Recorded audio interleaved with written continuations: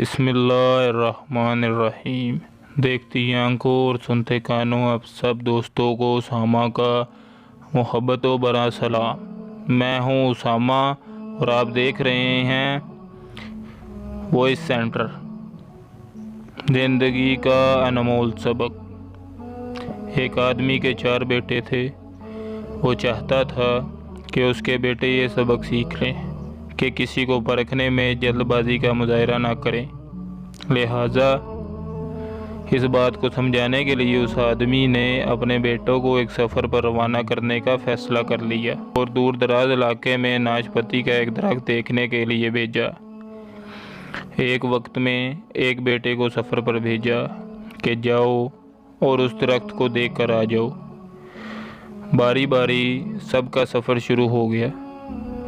پہلا بیٹا سردی کے موسم میں گیا، دوسرا بہار میں، تیسرا گرمی کے موسم میں اور سب سے چھوٹا بیٹا خزاں کے موسم میں گیا۔ جب سب بیٹے اپنا اپنا سفر ختم کر کر واپس لوٹ آئے تو اس آدمی نے اپنے 4 بیٹوں کو ایک ساتھ طلب کیا اور سب سے ان کے سفر کی الگ الگ تفصیلات کو پوچھا۔ پہلا بیٹا جو جاڑے کے موسم میں اس درخت کو دیکھنے گیا تھا، اس نے کہا، ابا جان وہ درخت بہت بدصورت، جھکا ہوا اور ٹیڑھا سا تھا۔ دوسرے بیٹے نے کہا، اے والد محترم وہ درخت وہ ہرا بھرا تھا، ہرے بھرے پتوں سے بھرا ہوا۔ تیسرے بیٹے نے ان دونوں بھائیوں سے اختلاف کیا اور وہ درخت تو پھولوں سے بھرا ہوا تھا اور یہ کہ اس سے حسین منظر اس نے پہلے کبھی نہیں دیکھا تھا۔ سب سے چھوٹے بیٹے نے اپنے سب بڑے بھائیوں سے اتفاق ظاہر کیا، وہ ناشپاتی کا درخت تو پھل سے لدا ہوا تھا اور اس پھل کے بہت سے درخت زمین سے لگا زندگی سے بھرپور نظر آ رہا تھا۔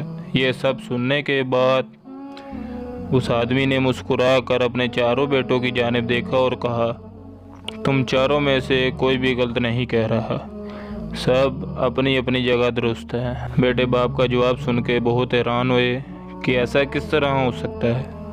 باپ نے اپنی بات جاری رکھتے ہوئے کہا، میرے بیٹوں، تم کسی بھی درخت یا آدمی کو صرف ایک موسم یا ایک حالت میں دیکھ کر کوئی حتمی فیصلہ نہیں کر سکتے۔ کسی صفت کو جانچنے کے لیے تھوڑا وقت ضروری ہوتا ہے۔ انسان کبھی کس کیفیت میں ہوتا ہے اور کبھی کس کیفیت میں۔ اگر درخت کو تم نے جاڑے کے موسم میں بے رونق دیکھا ہے تو اس کا مطلب یہ نہیں کہ اس پر کبھی پھل نہیں آئے گا۔ اسی طرح اگر کسی آدمی کو طول بوسی میں دیکھا ہو تو اس کا مطلب یہ نہیں کہ وہ آدمی برا ہی ہوگا۔ میرے بیٹوں، کبھی بھی جلد بازی میں کوئی فیصلہ نہ کرو۔ کسی کو اس وقت سمجھا یا پرکھا جا سکتا ہے جب یہ تمام موسم اس کے اوپر گزر جائیں۔ اگر تم سردی کے موسم میں اندازہ لگا کر نتیجہ اخذ کر لو گے تو گرمی کی ہریالی، بہار کی خوبصورتی اور بھرپور زندگی سے لطف اندوز ہونے سے رہ جاؤ گے۔